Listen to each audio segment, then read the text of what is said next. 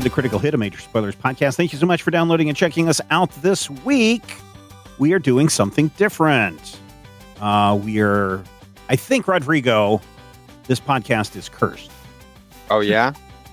Yeah. So, we created a podcast called Critical Hit, and then someone came in and basically took the name and changed a letter and skyrocketed to the moon. And then we did 2 years of a game called Punch All Nazis. And then we wound up with our current administration. Yeah. And now we're playing a game called Monster Wrangler. And Pokimane is blowing up all over the socials again. Well, Pokimane blows up all over the socials all the time, though. Yeah, but it just so happens to be today, the day we're recording our first episode of Monster Wrangler. Tell me this show is not cursed. I mean, The totally. show is not cursed. Definitely, we're tapped into the ether in some way. What nonsense is blowing up today? Pokimane. Yes, that's very, very broad. Pokimane the streamer is what you're saying. Yeah, not Pokemon. Right. Pokemon, of course, is from... Pokemon is how it's supposed to be pronounced because her name is Amon, but everybody read it as Pokimane, so she just... That's what her... Yeah. Yep. Anyway, she's a streamer. Anyway, don't worry about it. We're playing Monster Wrangler. Yeah, we're playing Monster Wrangler, a game as close to Pokemon without violating an IP. Yeah, as far as we're aware. Monster Wrangler. As far as we're aware. Yeah. This may be your last episode of the show, ladies and gentlemen. Let's see what happens when the lawyers get involved. Brian, what is Monster Wrangler besides what the generalized joke we just made?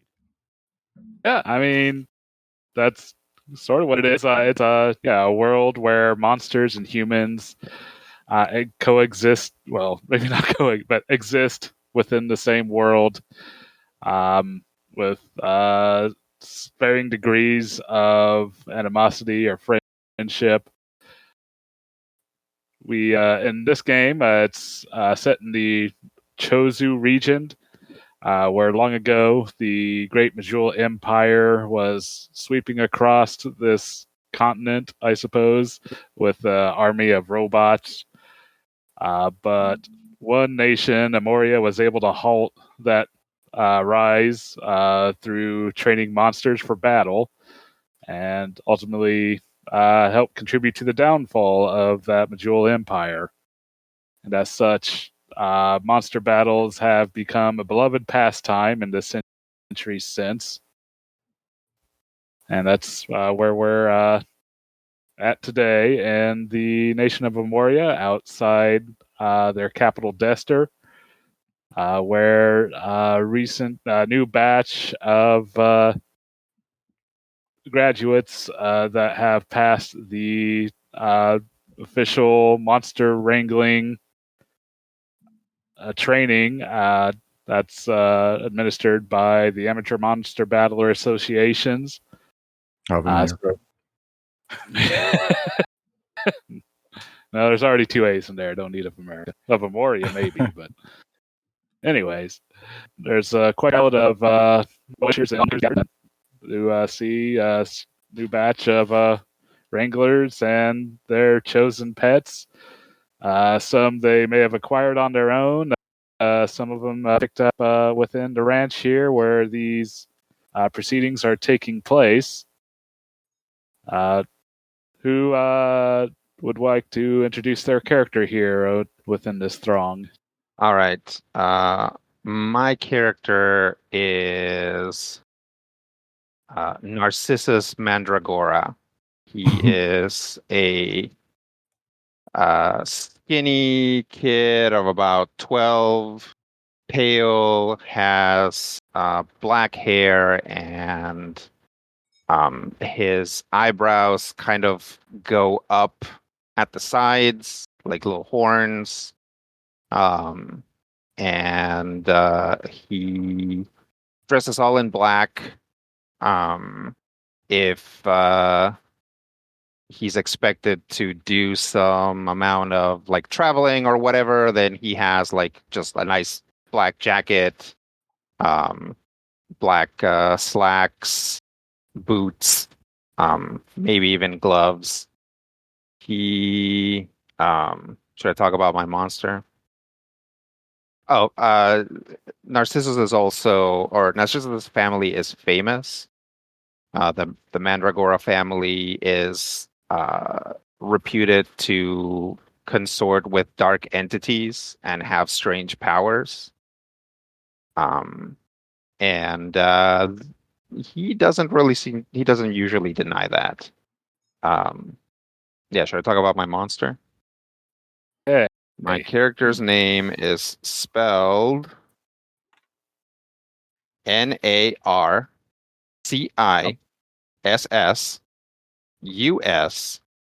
space MANDRAGORA.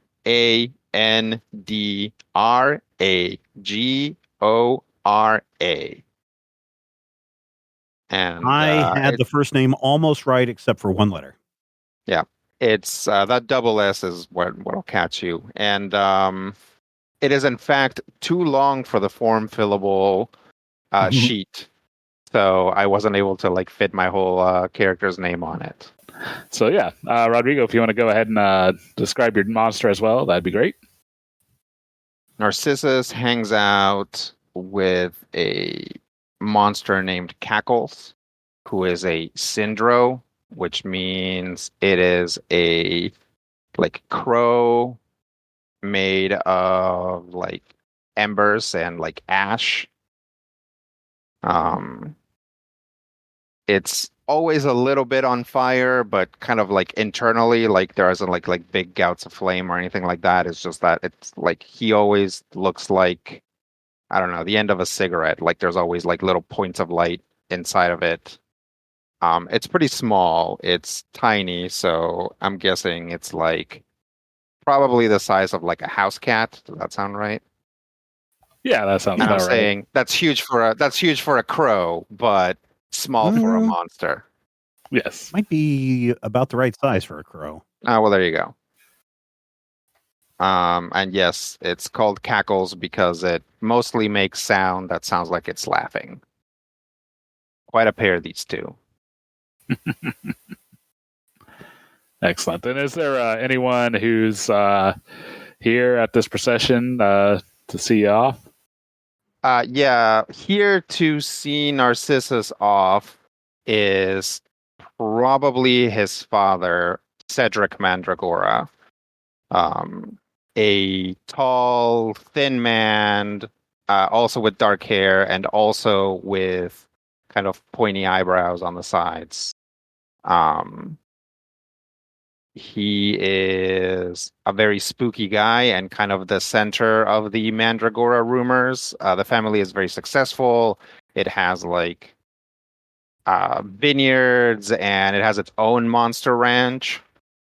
And of course, there's lots of talk about maybe dark, spooky pacts being the source of its success. And again, the fact that the family prefers to dress in black and be all creepy style doesn't help things. I don't know if Cedric has a signature monster that he travels with. I'm going to say that. If he does, it's probably not here right now. Okay, fair enough. Yes. So yeah, your father's standing nearby, and it's well, you get to go off on a grand adventure. I hope you do the family proud and bring us plenty of new discoveries. Yes, Father, thank you. I wish you luck in your journey, son. Thank you. I will make you proud, Father. Okay, who else would like to talk about their character? Toby is a slightly smaller than average 11-year-old boy. Dark, messy hair. Typically wearing mostly blue. With the classic... is it an association is the thing, right? What's the acronym? It's the Amateur Monster Battle Association. Yeah. So within a classic AMBA hat, standing next to him is, at about half his height, is a Fern Key. Named Fern, because Toby is very creative with his naming. Fern Key is what you would imagine it is. It is a turkey that looks like a bush. With little branched antlers for some reason, apparently. So it can have horn attacks. Yeah. That's fair. Just like that's an extra design choice. Sure. It is. I mean, it sets it apart from just being a plant turkey, so that's good. That's valid. Like I was horn, like, I was like, all right, let me grab this to see if there's anything like particularly remarkable about this that's not just plant turkey. And it's like, oh, it has antlers. Why did I not like place this before? Is this a monster you found, or is this one you obtained here at the ranch, or? It has been obtained per association rules. I'll say then most likely you probably just picked it out here at the ranch. Yeah, that was the general plan. Okay. And is there anyone who's here with you today? Unfortunately, no. My mother has to keep the business running, so she cannot make it. I see. That's too bad. Although there is, I would say, one person he would know here. Another kid who's very frequently seems to be looking your way and staring daggers at you. Occasionally, like running her thumb across her neck. She stares at you. Young woman with a purple mohawk, some piercings in her eyebrow, wearing like a heavy leather jacket with plenty of spikes. You know, this is Carrie Cork from your hometown, who for some reason really seems to dislike you. Although she hasn't made any moves to confront you here while at the ranch or during the Monster Wrangler training, she does seem to be very much out to get you.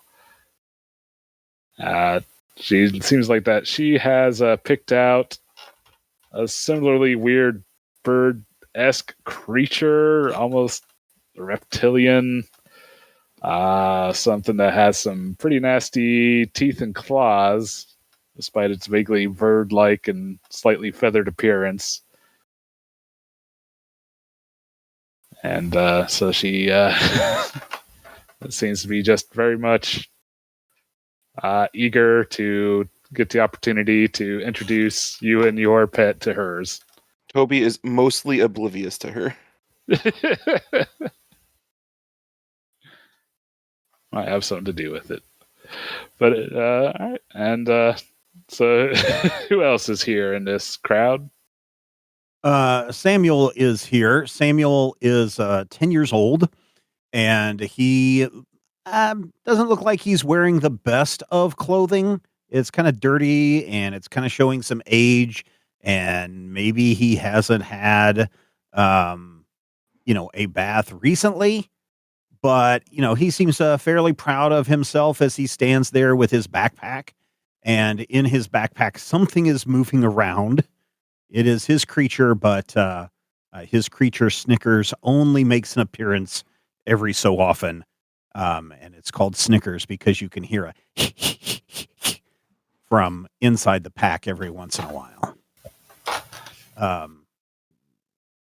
Samuel looks like he doesn't take too much guff off of people. Well, I'd say currently talking to Samuel seems to be a uniformed police officer, pretty large guy, muscly, very much has like standard like push handle mustache, aviator glasses, very cleft and prominent chin. And so he's talking to you. I was like, well, Samuel, you did real good. Glad we were able to get accommodations so you could get through the testing and everything all right. I do want to wish you luck. I do just want to press that, this is really kind of your last chance here. Jez was willing to allow you some leniency in trying this pursuit to let you some freedom to join the Monster Battlers Association and make your way across the nation. But I want to wish you luck and, just advise again, do your best to stay out of trouble. Hey, thanks, Mr. Perkins, but Sigma like me doesn't need to worry too much. I'm going to get into the tournament, and I'm going to win big, Skibbity, I will. Yeah. I'll assume those are good things. As far as you know. As far as I know. Yeah, do your best. Do try to keep up with your practicing on your reading and writing. Oh, sure. And yeah, again, good luck, kid. Thank you. I think that leaves Matthew's character for the introductions. Yep. You will probably hear Garrick Fortnoy long before you see him because he is a little loudmouth. And Garrick actually used to live in what was kind of a bucolic, kind of farmy area. And some years ago, the Nemtech Corporation moved in and made a massive facility where they build specifically the stemosaurs. And if at this point it is in any way appropriate, and by appropriate I mean if no one stops him, which is pretty much the way Garrick always is, he's probably actually riding on the back of a stemosaur. 12 years old, he's got kind of a what I believe Rodrigo would call the blonde anime protagonist hair, but he's constantly talking. And if you get near him, you will know that the stemosaur is referred to as Battlin' Rexo, because Battlin' Rexo is the name that he keeps speaking over and over when he's kind of cutting imaginary promos. Even when there's no one there to hear, he does talk a lot. I think I may have mentioned that. And yeah, probably sitting on the back of what looks to be a sort of kind of modified stemosaur, which is essentially kind of like a Tyrannosaurus Rex with a bladed tail and various accoutrements that spit fire and or steam. But this one, if you ever saw the cars that I drove before the age of 30, where maybe the doors don't match and maybe the wheels aren't quite straight, but everything's mostly working and the sound system's amazing, that's kind of the feel that you'll get from Battling Rexo. If you've seen a off the showroom floor stemosaur, you can tell that this one has kind of been kludged to life, maybe even possibly illegally kludged. It's kind of hard to tell. And across the front of his coat, he has 4 what look to be the teeth of stegosaurus just kind of on his coat, possibly for knifing purposes. But, no one has actually seen those in action just yet. Is there anyone here in the crowd with you? No, and the reason for that is it's never been entirely clear whether or not Garrick's family knows he's here. There may have possibly been some finagling involved with his older brother. So. I see. Very nice. Yeah. So there is a chance that his parents think he's some sort of runaway. Mm. And by chance, I mean however that works within the framework of the story that you are telling. I mean, I feel like it's probably not uncommon. Mm-hmm. And, his elder brother can fake an adult voice. Hello. Yes, my son should totally be there. So, as you're gathered here, William Wentworth, the president of the Monster Battlers Association, looks to the crowd and says, I thank you all for coming here today to see off our young recruits as they start their grand adventure.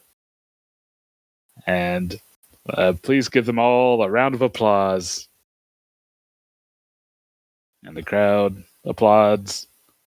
And he then says, before we head off, though, let us have ourselves a little exhibition.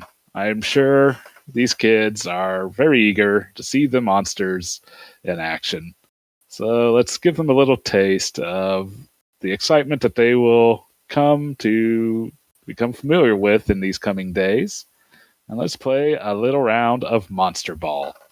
And so the president takes you over to a field looking very similar to a soccer field. In the center is a giant ball, seemingly made out of some sort of durable red rubber. And he says, okay, today we're going to try to play a game of Monster Ball. This is a game of my own devising, so rules are kind of in development.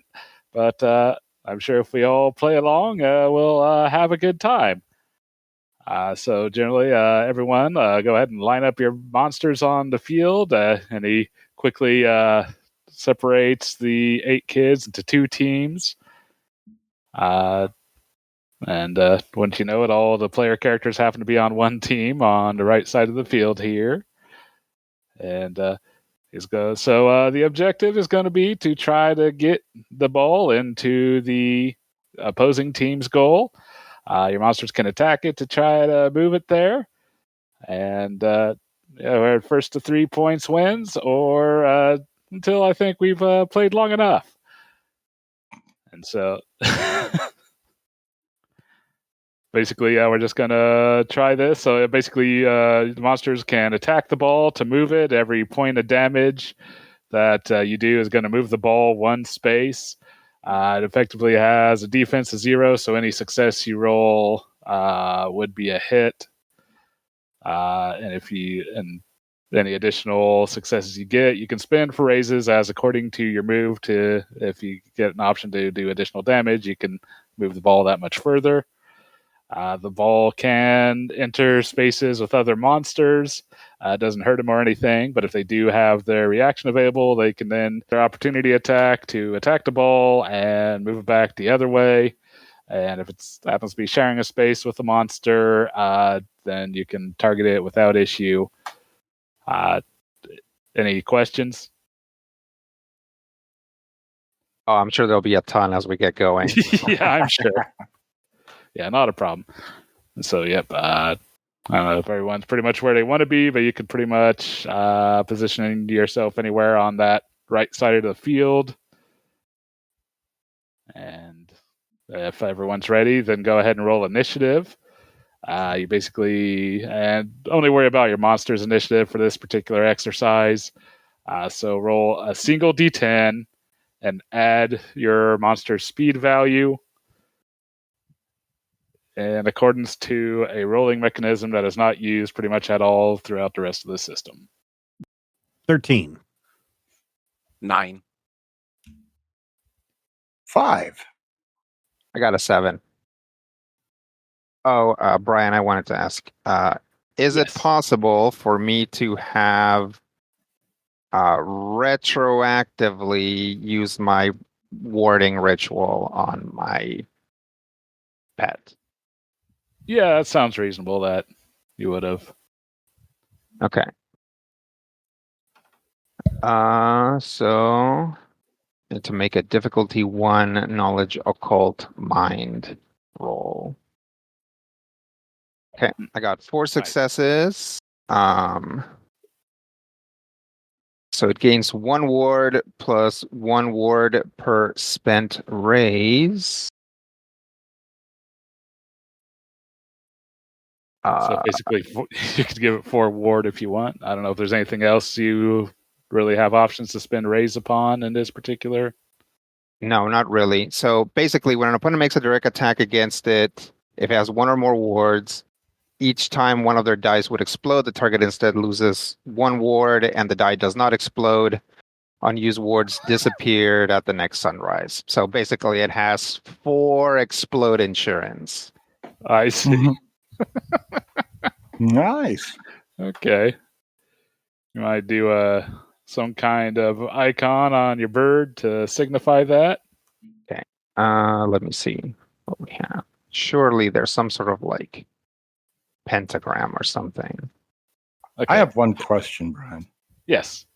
So for Rexo, my thing says health is 6 plus 4. Like is the that 4 in brackets. 10?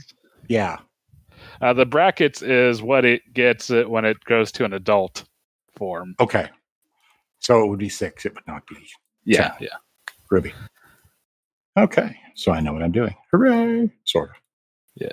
Or I guess since you're a robot, it doesn't have an adult form. It's a decrepit or I forget what the non-decrepit state is, but until basically you've had enough adventures to fix it up, it's reconditioned. Yeah, pretty much. Refurbished. Yeah. Refurbished. Okay, so our strength pristine, maybe. So it's our health, right? Yeah. Okay, groovy. I can do that and be like, how does that work over there? Am I able to use my command during my turn? Yeah. All right. I'm gonna use call out. Well, what he's saying is you're gonna go when your monster goes. Oh, never mind. And then you can use your command then, right? Well, what does call out do exactly? Until the start of this character's next turn, well, standard action, may command one of our monsters within 60 feet to use a technique named by this character.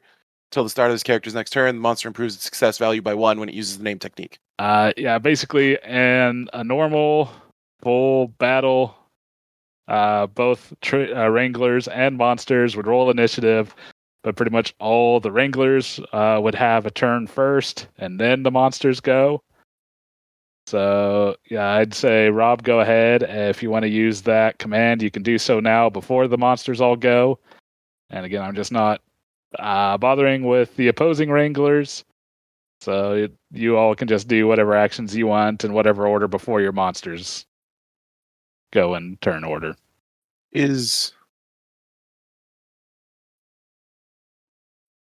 we have any rage to start with? At the beginning of your turn, you get 2 rage. Yeah. Oh, yeah. I've got aggressive. Secondary traits. This character generates +2 rage on its first turn during combat. Okay. So when your guy goes, and you're going to be the first to go here, he'll basically start with 4 rage right off the bat. All right. But yeah, like I say, first, before the monsters go, the Wranglers will have their opportunities to do any actions they have available. I got an action too. Okay. But Rob, you wanted to do a call out? Yeah. Command toss call out. Command call out. I'm going to tell Fern to use toss up. So he gets a success value by... He improves its success value by 1 when it uses the name technique until my next turn. Nice. Okay. All right. Rodrigo, you had one? Narcissus will say, Cackle, bring forth the dark wind with a downdraft. And I'm commanding him to use... It's the same ability, so... Should get a bonus for to use the downdraft on his turn. The success value is increased improved by 1. Okay, and I guess there was one more rule I forgot to mention. So you can freely attack, opposing monsters. However, if any monsters are knocked out, then to keep things even, the one that also did the knocking out is also eliminated. So both the knocked out monster and the one that did the knocking out would be removed from the field, and the match will continue from there. So hopefully this doesn't end in a double knockout. Actually, I kind of hope it does. But Well, Using- that's It'd what be you very guys. typical for a bunch of kids to just ignore the ball and like have their monsters fight each other. Yep. I would also like to point out that that Fern is both annoying and the center of attention.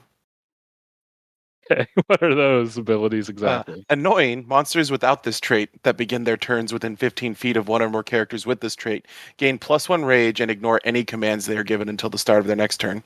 Oh I shoot! don't have to worry about it then. I wish you had told me that before. I forgot about that part. That's okay. I'll take the rage. And center of attention, opponents within 30 feet worsen by 1 the success value of any attacks that they do not target this character or include it in the affected area. I'm a tank. Fair enough. Oh, dang.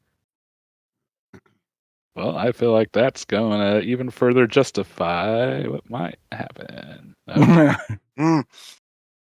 I see. where do Mistakes may have been made.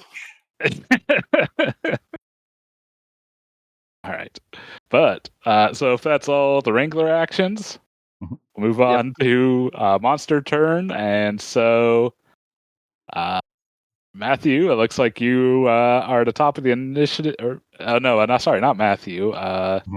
That's Steve Steven's monster. I'm sorry. All right. Are you? All right, Snickers, let's make sure everyone knows that you're the real goat. Bite that thing. Bitey, bitey. And I'm going to have Snickers move up 2 to the ball. And so at the start of the turn, he generates 2 rage. So now I have 4 rage. And he's going to use the Fang attack. The Fang technique, I guess, is what it is. Bite. And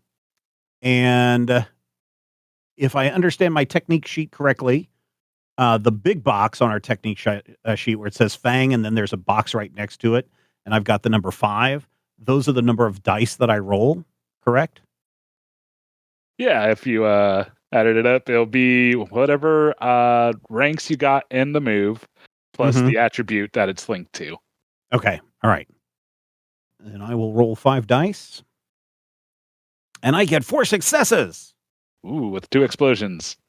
Yes, 2 explosions. So now All I right. get to roll 2 more times, or did those explosions? No, it already did it. Oh, okay, cool. Yeah, that's why I got the macro, so it will just factor that in automatically. Excellent. Did you just explode the ball? Well, I had bonus damage on my dice rolls. So the target suffers 2 damage and must attempt a difficulty 1 mind roll. On a failure, it cannot perform a standard action on its next turn. Yeah, So screw the you, ball is ball. immobilized. Well, I'm not going to have to worry about any mind rolls or actions from the ball itself. Oh, darn. So it does do 2 damage, so you'd be able to push it 2 spaces. Okay. But you do got like 3 raises. Or do you want to spend those? Yeah, on I'll go ahead. So I got 3 raises. So the first 2 then go to increase damage by +1. We can Is move that it how that 3 works? spaces. Yeah. Yeah. So I would be able to send this ball 4 spaces. Well, no. Okay. Wait. The base damage is 2, right? Yeah, the base damage is 2. The base damage is 2, and then 2 raises will increase the damage by 1. So just 3 spaces. Okay, so I guess I don't understand because I've got these boxes on my raises, and there's 2 boxes down there. Do I have to fill both of those up to increase damage by +1? Yeah, you Or got to do spend I- 2 raises. And Oh, maybe I to would increase that by +1? Yeah. Okay, yeah, then I'll do that and move it 3 squares down to theirs. I'm just double checking the bite move. No, actually, so it only cost 1 raise to increase. So you could Okay. actually, Yeah, move it 1 more. actually, if you spend all your raises, you could move it 5 spaces. All right, I'll just then put a little English on it so it curves Okay. and get it right there. Get it right there on the field, close to the goal box. Fair enough. So yeah, that's pretty good. Good job, Snickers. And yeah, pretty much as Stephen did, when you attack, you just have to push it away from you, 4th edition D&D style. So it just, any space it moves to needs to be further, but you can kind of move it laterally or, pretty much perpendicular to you as need within that movement. Okay, so second question I have for you. I did my move. I did my standard action. I still have rage left. Does the rage just build? Yep, it builds, and I believe it caps so I out don't at get to. Okay, so I don't get to continue to spend rage until I'm depleted. No. Unfortunately, you just get the standard action, and you do have a reaction. All right, I don't know where my reactions are, but yeah. Okay, I'm done. All right. Well, if you don't have any special abilities or moves granting any reactions, you generally have a reaction where you can spend a raise to advance towards your opponent, or it's not a raise, spend 1 rage to advance, or you can use a reaction as basically an opportunity attack. Okay. I think I'm good here. Okay. So that'll be that. Next comes this dinosaur-like bird-esque creature, and basically as it starts to go, you'd see the girl with the leather jacket and spikes and purple mohawk basically yell out, "Go hit that annoying turkey!" And so it's just going to rush forward. I grabbed the right tool. Okay, there it is. Okay.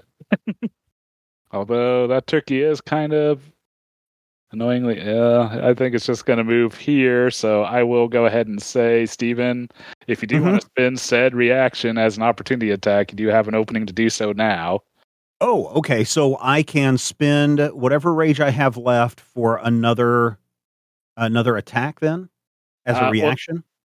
No, you can just use your reaction in order to do an attack, but you can spend rage to increase that attack, or pretty much any attack in general. Basically, each rage that you spend will add 1 die to the attack. Okay, so again, repeat what my reactions are, because again, I don't see them on my character sheet. Yeah, unless you got anything on your character sheet that's actually given you reactions, you basically have one that's just called advance, where you can spend 1 rage to move your movement towards your opponent. Okay. Or you can basically do a opportunity attack. Makes a tech roll using a technique that has a range of melee and a rage cost of 0. Okay, so you can use pretty much any attack you have with a 0 cost rage and melee range.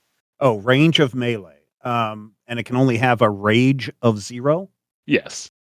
Oh, well, then I don't have anything that is a rage of 0 beyond my ranged ability. An interesting monster choice lever. Yeah, isn't it? I guess, yeah. And so made a good choice of avoiding the giant scary robot dinosaur and instead passing by the weird possum monster. So, yeah, with a skull on its back. Yes.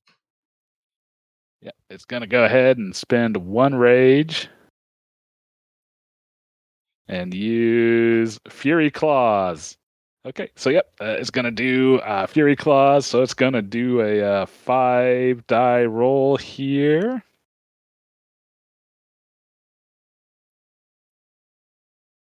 Oh, with no successes.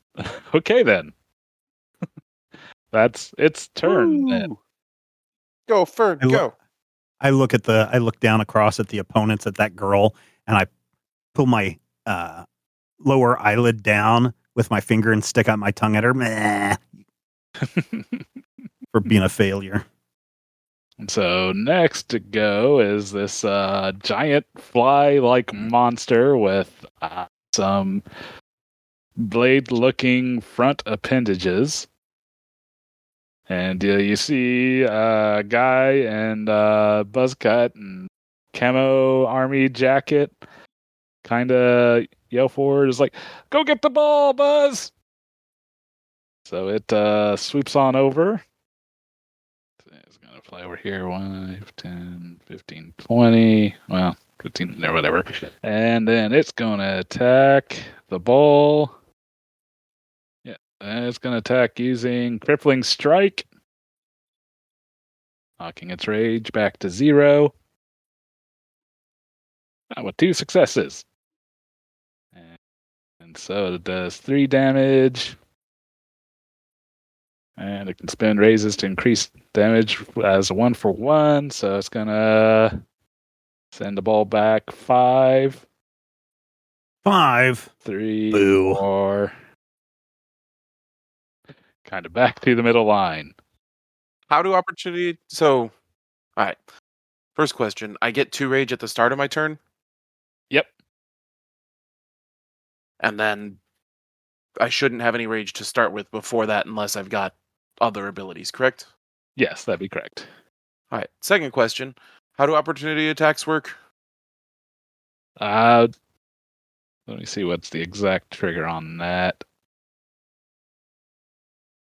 When a character attempts to move out of melee range with an opponent. Oh, okay. So I guess technically it wouldn't have actually triggered there. Every opponent in melee range with the moving character may spend its reaction to make an opportunity attack against the moving character.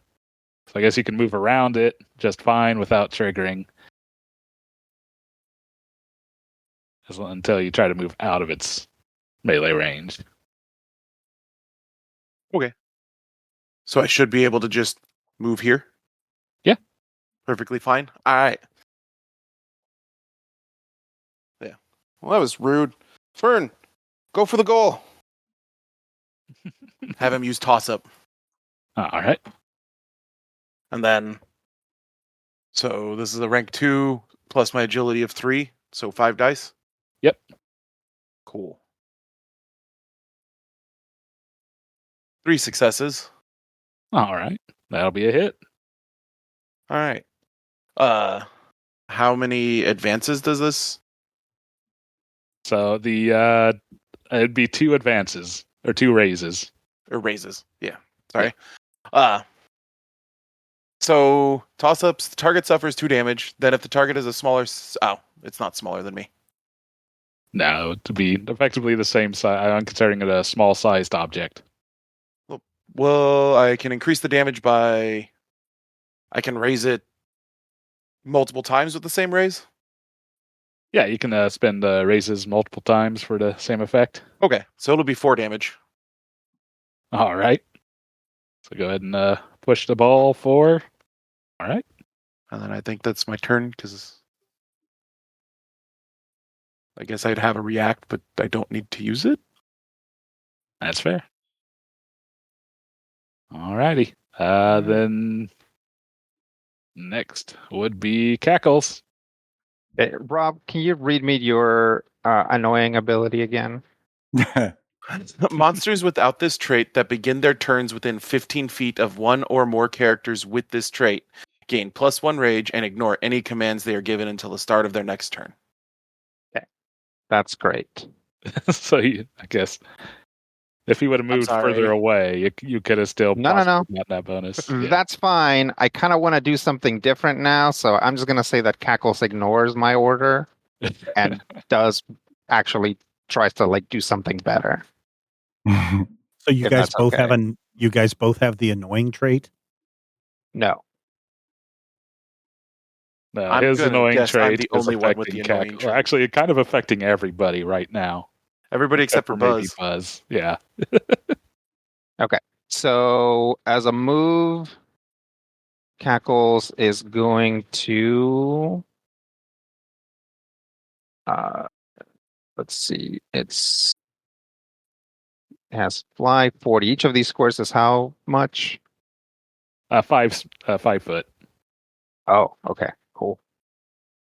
So it's actually going to go 5, 10, 15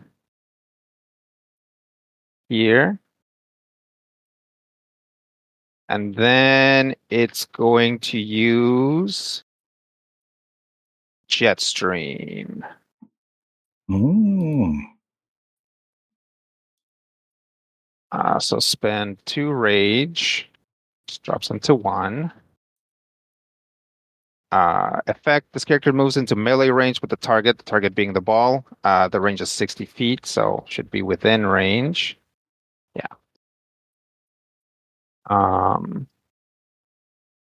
Then the target suffers 1 damage plus 1 damage for every full 20 feet this character move as part of his technique's movement. Because I gotta move Cackles farther back, but fine. So it's gonna move. Yeah, I can't really move past here. So that's just gonna be an additional square then. Though I do roll. Guess I still have to hit. Dice pool is 4. 1 success, so no raises. Does that hit the ball? Yep, that hit the ball. Okay. So all of that is actually just going to move Cackles over here. He's going to hit the ball for 1 plus 1 for every 20 feet, which is just 1 additional. So it's probably going to go like donk, donk. And I think that's it. Yep. Next would be Kuroriku. What's your monster name there, Matthew? Kyoryu Rekuso. Kyore Rikuso. Okay. Kyoryu Rekuso. It's the only thing he says. I presume it's his name. Fair enough. I know from Street Masters, Kyoriku is like lightning dragon or something. Why do I have Batten Rexo down? Battlin' Rexo. That's what he calls him. Oh, okay. Rexo. Rexo. Yeah, makes sense. I don't speak whatever language that is. I barely speak English. Okay, so here's my thing. I have my starting techniques. Are my techniques in themselves like attacks? Yeah, pretty much, yeah. I mean, there's some that are not, but they're mostly going to be attacks. Okay. So Starting your turn, you gain 2 rage, unless you got some other ability that says otherwise. I gain 2 rage unless I choose to gain 2 rage with a power, and that power actually is a different thing, and I don't want to do it just now. Okay. I don't have anything that automatically gives me more rage, as far as I know. Probably be under traits on your monster, if anything. Yep. And I do have the thing where I have to roll a mind roll after Rexo receives a command, because Rexo is not the brightest bulb at the bottom of the barrel. Yeah, but commands are like specific actions. Basically, what Rob and Rodrigo were doing with their characters, that was them giving their monsters commands. Mm-hmm. So unless you have like call out or some other similar action that actually says like command : whatever, then you don't have to really worry about that. So you can still have it do whatever. You don't have to roll every time you want it to do a technique to see if he does the technique. Okay. And then I have a move of 30. Is that correct? So yes, I do. So that would be 6 squares. 6 squares. So I could go 1, 2, 3, 4. I could go like here, right? In theory, yeah. So could I go right here and then do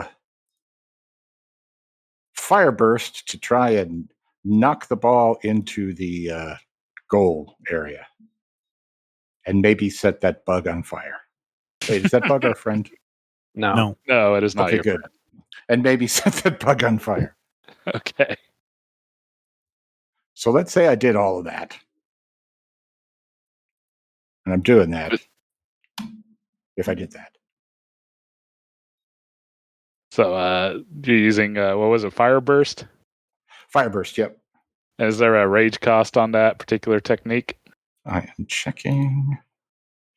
Is the rage cost the number afterwards? Yeah, I should say like rage, then a number. It says Fire Burst 2. Yeah, 2 rage. So 2 rage. So I have 2 rage. I can do 2 rage. Yeah, you spend those 2 rage. Okay. Yep. So Everybody is now doing their attacks with a number of dice. My combat attributes. Which one defines my number of dice? If you're on your each character sheet, I am on my character sheet. you should Oh. see like the 4 boxes. So Yep, you're defense, asking about the willpower, number armor. after. If you're looking at like your monster write-up in the book, that Mhm. Fireburst 2, what that 2 is there, that's not the rage cost, that's how many ranks you got in that technique. Mm-hmm. So each technique is tied to an attribute. Okay. And so let me just find Fireburst in the rule book. So Fireburst is energy. That makes sense. Okay. So you take your energy rank or your energy stat plus the 2 ranks you have in Fireburst, and that's how many dice you would roll. It costs 1 rage to use Fireburst. Okay. So I would be doing the SV10, and my number of dice is going to be 3 plus the 2 ranks, so 5. No, just do dice pool. Yeah, why? No, yeah, Oh. it should just be the standard success value. Just the dice pool. Okay. Yeah, the success value is what you got to roll on or above in order to get a success on each 10-sided die you're rolling. So, Wait, shouldn't- where am I seeing the success value? unless you have something that alters it, the default success value is 7. So if it doesn't say any change, then it's going to be 7, which is what the dice pool button is set to. Mhm. So if you just hit that dice pool button, you can just put in how many ever dice. I believe you said 5. Mhm. And yeah, that should roll them for you automatically. Very good. I don't think that I have correctly filled out the technique portion of my sheet, so we will work on that in the future. Okay. And then But it does Some of have that's automatic range if of you're using the automatic one. 20-foot cone, so it does look like you should be able to hit both of those monsters, or both the monster and the ball. Mhm. So 2, 1, 5, 1, 8. The ones are just kind of doing nothing. Or Yeah, are they pretty much just everything doing but the 8 is doing nothing. Thanks. So Okay, so I got 1 success. all right, and this does target defense.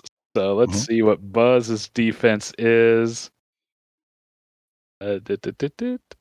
Defense of 3. Okay, it's a very dodgy thing. So he apparently buzzes out of the way of the incoming fire, so the fly does not get hit. Okay. But the ball will get hit. Mhm.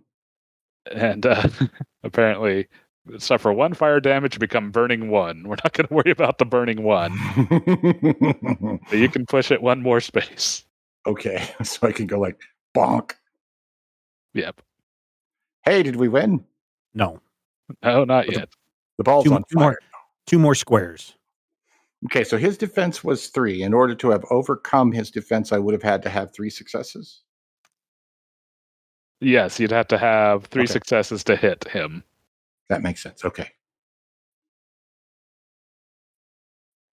Did we score? No. No, not yet. Yeah, Oh. you do have to get it to that. I think that's in character. Oh. Yeah. No, son, not yet. You have to get it in that little goal there. I can't see. There's a lot of smoke and cinders in the battlefield.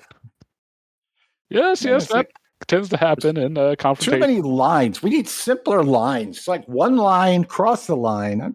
Yeah. Okay, lines. You're being cringe, dude. Knock it off.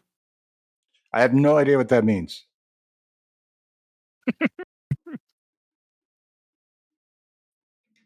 Well, next up. Oh, shoot. I guess before Blobby should have gone. So there's a kid on the sidelines on the opposing team that's wearing a hoodie with some neon yellow piping along it, wearing some sort of mirrored visor and with a wild shock of hair. And he kind of looks up from the handheld console he's been playing on. He's like, "Oh, Blobby, go. I guess try to get that ball, or maybe splash some of those guys if you can't get there or something. Whatever." And goes back to beep booping on his device. And so, Blobby the Alkalim, which is a giant acidic blob monster that comes out of batteries if you crack him open. He's gonna shamble forward. Looks like he might be able to get to the ball, so he's gonna try that and just kind of try to hit it away from the goal. And to do so, he is going to zap out an arcing bolt. Roll 5 dice. A little lightning bolt shoots out of him and hits the ball. Oh, dang. For 4 successes. And so he's going to put a little spin on that. 2 electrical damage. Oh no. Then every other character within 20 feet of the target suffers 1 electrical damage and becomes stunned 1. So I'm clearly within 20 feet. Yeah, that's going to be everybody except for that back line. Yeah. All right. Well, sorry, Buzz. Yeah, but he's going to pump all those other raises into moving it further.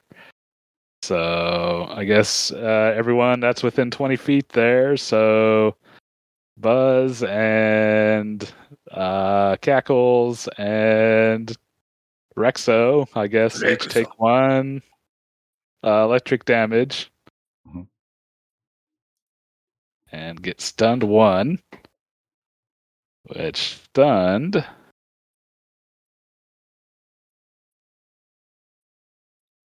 Oh, there it is. So if I look at status effects and not conditions, because those are apparently different. Defense and willpower are -1. If you get up to stunned 7 or higher, then defense and willpower are -2 instead. That would be one of the ones that I'm not immune to. You'd think if you were electrical, you'd be immune to electrical. Well, I'd say robot monster. It'd be vulnerable, wouldn't you think? Yeah, most Japanese RPGs tend to have robots be vulnerable to electricity. Like Ultraman could just absorb it. Yeah, but Ultraman is also a guy. He's an Is he? alien, but From planet M57 or something. I'm just like, Yeah. Is he? He's a guy and a robot. He's Ultraman. Ultraman. I'm trying to decide which of these looks best stunny. Oh, I did the little screaming guy. Little screaming guy? Okay. Like, I'm stunned. All right, then. or as Steven character would say, I'm gagged. Oh, you guys are all gagged. No fair. I didn't know we could use electricity. So next is a big old sheep-like, dog-like creature, shaggy thing with a big old horn. Outside is a young girl with braids who's kind of looking nervously and kind of says, "Hey, Reginald, be careful and maybe go hit that ball some more." So, yeah, Reginald's going to break away from Rexo. So, do you have attack of opportunity that you can do there, Matthew? Let's see. You have to have a technique that costs 0 rage and targets melee. I don't know. I have 4 starting techniques, but unfortunately I don't have the rage. I have Flay 2, Slash Arc 2, Flashing Embers 1, and Fireburst 2. I think Flashing Embers may be a 0 rage attack. Let me check. Flashing Embers is a 0. 15. I have that too. Flashing Embers is a 0 rage attack, but it's a ranged attack. It's a ranged Okay. attack. Yeah. Boo. So what did you have? What's the non-fire ones you got? Non-fire, I have Flay and Slash Arc. Are those claw? Blade. Blade. There they are. Play Rage 2.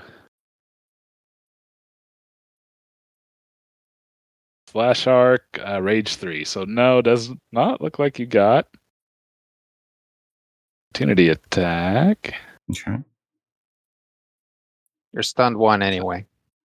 That's true.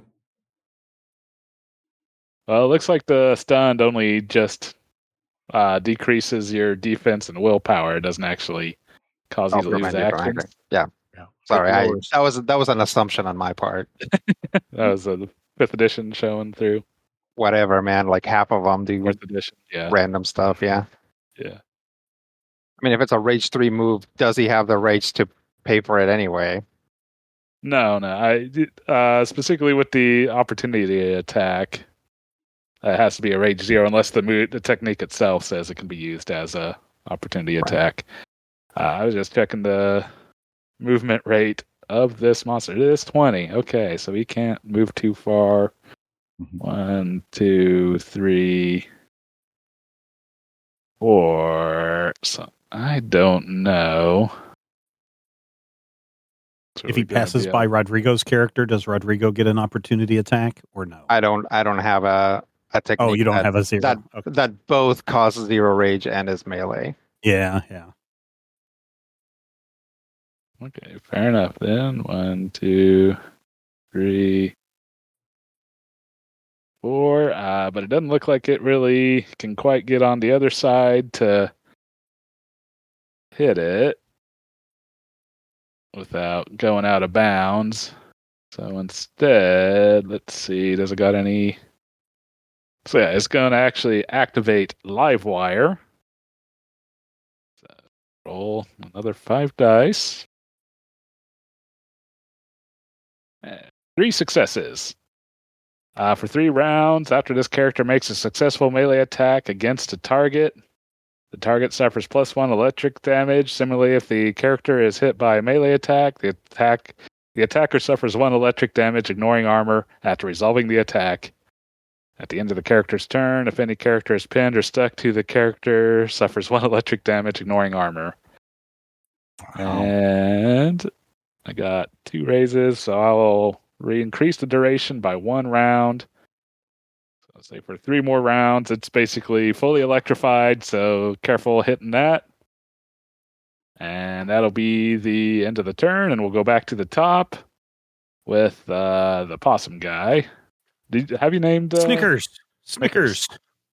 So because of Rob's thing, my stickers won't follow my commands, right? Well, it'll still do.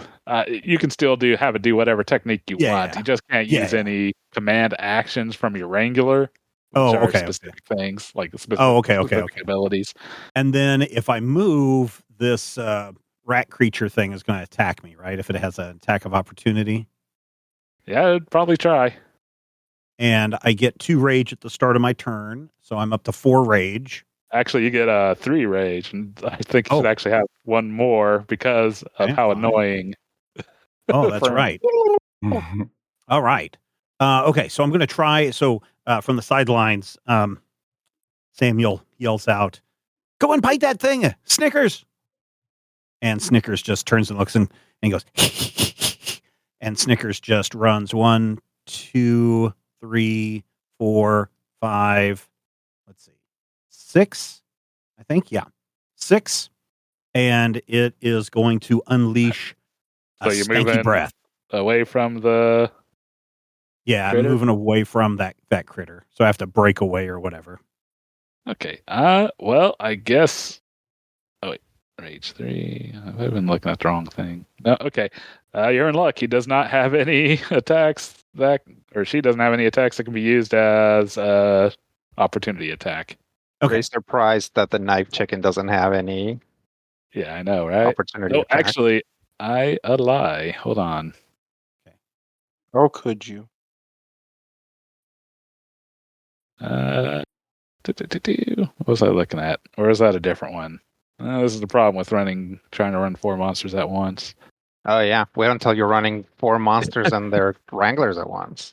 Yeah, I know, right? Well, This is why I kind of tried to steer away from the whole, normal tournament arc kind of thing. Yeah. Yeah. Also, nobody picked. Well, maybe Matthew did because I think he's writing that. But nobody picked like a guy who fights along with his monster or like archetype, like a ranger or a brawler or whatever they're called. I'm a writer. Yeah. Okay, I thought I had a move that, if it basically spent an extra rage, could be used as an opportunity attack, but apparently that must have been on a different monster. So, yep, you're good, Steven. Okay, so then Snickers just opens his mouth and coughs out this nasty cloud of dank breath. Carrion breath is the one that I'm using.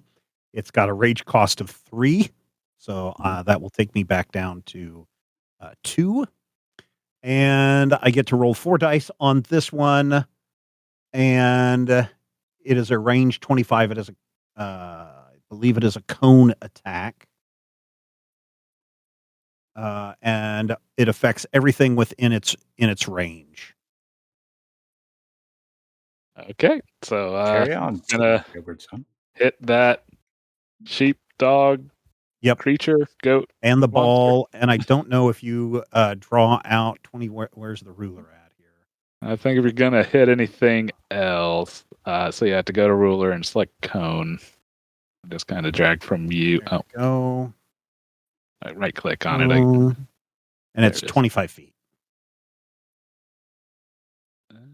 And not quite hitting the bug guy. It's probably good because you probably don't know that you'd want to hit the other guys as well. Yeah. Okay. All right. So I'm going to roll 4 dice on this one. And I have 2 successes. Carrion breath. The monster exhales a foul odor, sickening everyone in front of it. I'm sorry. The resist is WP. Willpower. Willpower. Okay. Affected targets become sickened 3. And I don't think, do I have any raises? You got 2 successes. Let's see. Willpower is 2, so that does hit with no raises on the whatever creature, the Magnox. Yeah. That's Okay. what it's actually called. All right. And I guess would be 1 raise on the ball. Okay. So I can increase the value of the sicken status by 1 if I spend that raise. Yeah, I mean that's not going to affect the ball at all. Oh, that's not going to affect the distance. Okay. But sicken 3, that doesn't do anything either. Does it do any damage? It just makes them sickened. Yeah, it makes them sickened. I mean, you make the Electro Unicorn sicker. There you go. Yeah, Electro Unicorn, you're sickened by 3. All right, so that means that it cannot take reactions, and costs 2 times rage to enhance technique rolls. So that so there's nothing on the field right now that is bloodied, right? Not even the ball. The ball's not bloodied. No, the ball seems to be pretty resilient and doesn't seem to really take any damage from all this beating. Fine. They should make body armor out of the ball material. Oh, that's a great idea. So is that end of your move? think that's all. I think that's all I can do. I thought maybe the sickened would move the ball, but oh well, that's fine. Yeah, so I guess a lot of my stuff is for my character. These are the ones that I have. I have a bite. I have the carrion breath, which I just used. So I've used both of those techniques already.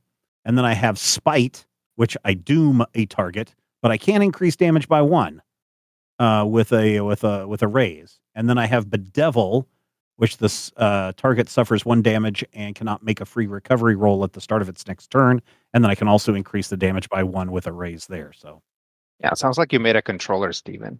kind of did, yeah. Interesting. But I thought, well, again, in the way that Brian has set this particular encounter up, our characters are not doing anything. So our characters would, our players would be able to do some stuff too. Right. All right. Well, next up is the terrifying knife chicken, as Rodrigo put it. And so, yep. It's Wrangler's going to say, yeah, keep hitting that weird turkey thing. And it's going to try again with the first time. Yeah, well, it's going to keep trying. So what does the You're Annoying do to opponents? Annoying does stuff to everybody. It's they get +1 rage and ignore any commands they're given until the start of the next turn. Okay. The center of attention, opponents within 30 feet of me, which I think is most of them still. Where's the ruler? There's the ruler. Oh, which is anybody within that range. So everybody except for those two lose success values. Or worsen by 1 the success value of any attacks that do not target me. So she's only getting annoyed. Yes. So still getting additional rage? Yep. That's not just an ally thing. Okay, that's an interesting ability. It also makes them ignore commands. Yeah. So It's like, it's not strictly good, but it's like, it's solid. It like prevents if my character was fighting Rob's character, like if our monsters were fighting each other, I'd be hosed. So it's an irritant. Yeah. It's the perfect Rob power. I tried. All right. So it's going to try with the Fury Claws again. And so going to roll 5. And roll 1 success. What's your defense? Defense is all the way up here. 3. 3. Okay. So it whiffs again.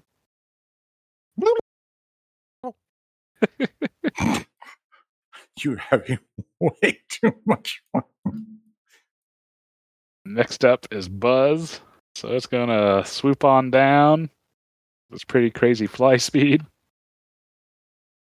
And Buzz is the MVP so far, I'd say. yeah. But yeah, Maim can be used as an opportunity attack if I spend a crazy amount of rage to do so.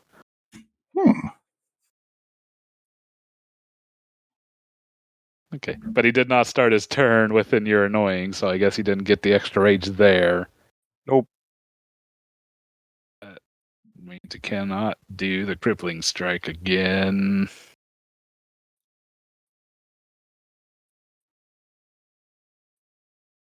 So instead, he's going to do a poison spray. Let's see.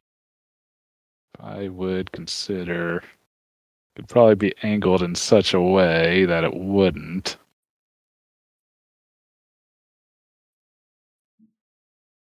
Stupid cones. 15-foot And does cone. does the ball pass through characters? It can, yeah, but it also would give, if it does pass through characters, you can use the reaction, your opportunity attack to try to hit it to stop it. Yeah, I don't have it. Which none of us have. I see. I do. Oh, nice. All right, it's going to roll, and this is only a 3 die. That kind of stinks, but let's see. Now, does it also get affected by the electrical charge on the ball?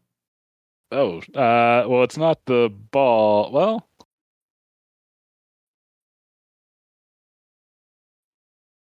let me look back at what that thing was. Oh, yeah. It also has negative effects, so we should also probably address that too. I didn't do that. It was Livewire. So, yeah, basically it's just the sheep unicorn thing that's electrified. Oh, okay. I thought the thing that it attacked was also electrified. My bad. No, it just kind of took a defensive position. And so Buzz will then let loose a terrible spray that will be targeting both the ball and Snickers. And rolling 3 dice. Boo. Wow, 3 successes. What is your defense? 2. Snickers. Well, then that hits with 1 raise. And 2 raises on the ball. So,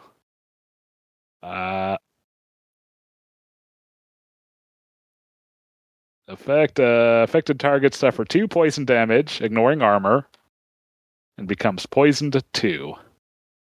And what is poison 2? Every round I take 2 damage? Poisoned. You suffer 1 poison damage, ignoring armor. Yeah. I believe at the end of the round. Okay. How do I clear that? So yeah, I guess before you take your actions, if a character is suffering from any status effect that causes damage, such as burning or poison, that happens in this step. But before that, okay, so the turn sequence is first delay. You have the option to delay your turn till later in the round, and then 1 is start a turn, so any start a turn effects happen there. 2, you generate rage. 3, you get a free recovery roll. End of step, the character can attempt a single recovery roll to reduce the value of one of her status effects. If this reduces the value of the status effect to 0, that status effect immediately ends. And I did kind of forget that Buzz did have the... What was it? Frightened one or something? Or stunned. It was stunned. So we'll have it try to make a recovery roll to clear that stunned. And so you just roll a single die, hoping to get 7 or better? To make a recovery roll, the character chooses one of her status effects and makes an attribute roll using the attribute listed in the status effects description. So yeah, if you look on your monster sheet... Yeah, it would be like vitality for me, and for stunned, it's mind. Okay, so stunned is mind. So, yep, I will roll Buzz's mind.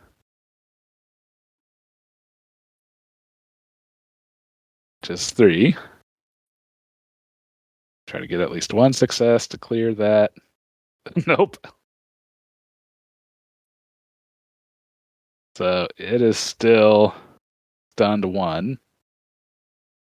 And anyways, back to this poison spray. So you got the poison 2.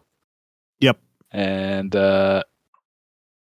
so it's going to actually use the raise on its attack. Wait, what was your defense? My defense was 2. 2, and it got 3. So yeah, it does have 1 raise. So take a total of 3 poison damage rather than 2. But still right. Poison 2. Okay. Ouch. I am bloodied, I think. Is bloody half damage? Yep. Okay. Yes, I'm bloodied. Oh no, Snickers! And it's going to move the ball 4. 1, 2, 3, 4. I think that's going to be all of his turn. And so now it's Fern's turn. Offsides. Technically, yes. That's a little. Well, no, actually, no, not offsides. It's because Fern and the creature are in line with one. Yeah, because they're both there. Yeah, right. You're right.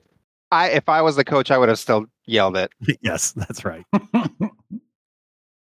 I'm going to suffer the opportunity attack. Or no, we figured out that she didn't have one, didn't we? Yep. Fern, get the ball. I'm just gonna wander over there, and I'm gonna use Pierce.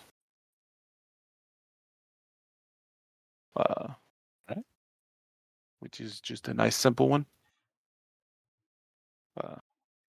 Have our commands gone away? I mean, we didn't do them at the beginning of this turn. Oh, okay. Yeah, I mean, we can basically just rule if you want to basically just keep that ongoing until you state otherwise. We can.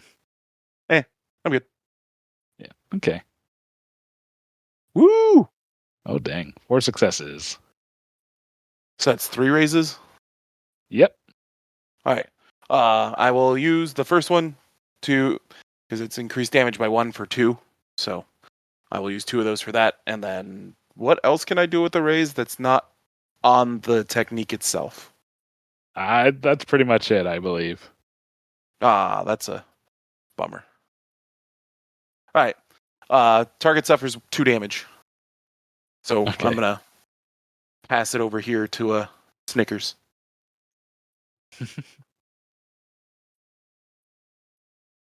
That's with your 2-point raise. It's only 2. Yeah, this is the attack that I can actually use as a Okay, so it's like Yeah, it's a 0 rage cost move. yeah. nice. Yeah, this is the opportunity attack one. Because I wanted to save up at least 1 rage for a different attack I see. in case it becomes helpful. And that'll be me. All right. With that, then Blobby goes.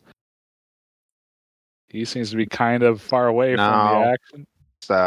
It's me. So generate rage. There's one of those. I guess you also got the stunned. And what's the 4 on there? I forget. That's my ward. Oh, okay. No one's yet attacked the bird. Okay. Yeah, no one's attacked him yet. Okay, Yeah, so before you first, do any techniques or suffer any damage from damaging effects, then you can try a recovery roll for 1 status on you. okay, so that's mind for stunned, which is 2. 1 success. It Does clears that it. do it? Yeah. Nice. Basically get to reduce it by 1 for each success. So if you reduce it to 0, it clears. Nice. Okay. The best thing that this guy can do is try and bonk the ball in the same way again. That's going to move it the farthest. So let's try that. Its fly speed is 40 feet. And that's going to give me... it's not going to give me that much.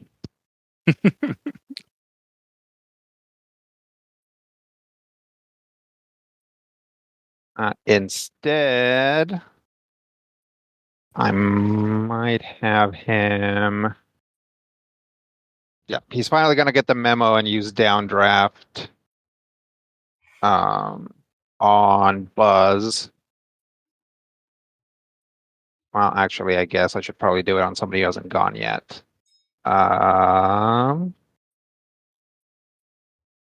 So he'll use it actually on Blobio. Okay. And this will basically just knock him prone if it hits. So this was the command from earlier. Can I still benefit from that? Yeah. I'll say you can have that largely ongoing if it's outside of if you're now outside the annoying area. Okay. So that would drop it down to 6. And then this is... That's going to be 3 successes against the little blob guy. All right. And what's it targeting defense? Resist DF. Is that defense? Yeah. Yep. Yeah. Okay. Yep. All right. 3, I think. Yep, that hits with 1 raise. Okay. So that'll... Yep, that'll just knock him prone. All right. Prone, The reason why I was probably targeting Buzz to begin with is because it does damage to flying targets, but it's just going to knock him prone. All right. And then... he kind of splashes. And... I'm going to turn his battery upside down. Yeah. To recombobulate himself. Yeah. So that was 1 rage. So I will. So right now I am at 2 rage. And then I will move him here. Just to get in the way, kind of. Sounds fair to me. Okay, that's my turn. All right. And with that, now Blobby would go. And to stand up and action. Move action. Okay. From character keys, his action is stand up, ending his pro position. After standing up, the character may move up to 5 feet in any direction. Okay. So we'll do that. He's just going to stand up and slurp closer to Rexo. And then let's see, what would be a fun thing for him to do? Die? I'm just going to do a corrode, which is a 15-foot cone spray of acid. That's pretty much going to be everyone else clear, so that's going to be targeting just Rexo. Let's see. 5 against his defense. Oh, with no successes. Apparently, he was still having a hard time coming together after being splashed. So, you are good, Matthew, and with that, you can go. Oh, did he just try and spit things on Rexo? Yeah, he sure did. Okay, so I have a melee attack, and then I have an attack that says line. So that's basically a ranged attack, right? Yep, a line would be a ranged attack. Okay, and anybody near the turkey is annoyed. Am I annoyed enough to be near a turkey? No. No, you're too far from the turkey. Okay, but if you're near the turkey, you get annoyed and you get extra rage. Is this correct? Correct. That is correct. I might want more rage, is all I'm saying. Yeah, but you have to start your turn there. Yeah. I mean, it's a thing. Okay, so I generate 2. Is that correct? Mm-hmm. Yep. Okay, so that means I have 3 rage. That means I can do the slash arc. So I have the slash arc. So I'm looking at it. The rage required is 3. And the number after it is 2. So my dice pool is whatever my attack is plus the 2, right? Yeah, whatever attribute that it keys to, plus Right. the 2 ranks. Yeah. Slash arc is energy. Okay, so I got this. I got this, you guys. I understand for now, for a moment. So I am now going to attack because something has attacked Rexo. He is going to respond. He's going to whip his tail around, and his tail is actually going to go. And little blade-like thagomizers are going to come flipping out of his tail, just so like a switchblade tail. And he's going to whip it through the air, and it's going to create kind of an energy blast concussion skadorkus thing. 2 successes. I got a 10, though. Doesn't the 10 give me something? It explodes, so it'd roll an extra die, which it should do all automatically 1, 2, 3, Yep, 4, 5, 6. Yes. Oh, beautiful.